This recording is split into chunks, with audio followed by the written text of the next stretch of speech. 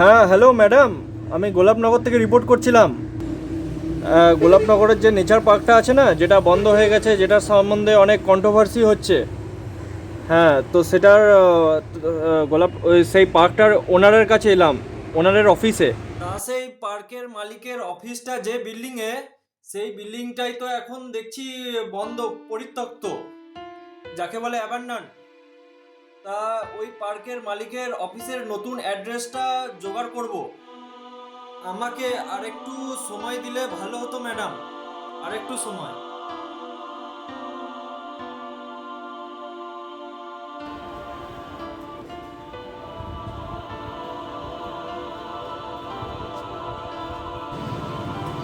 হ্যাঁ, উঠেছে।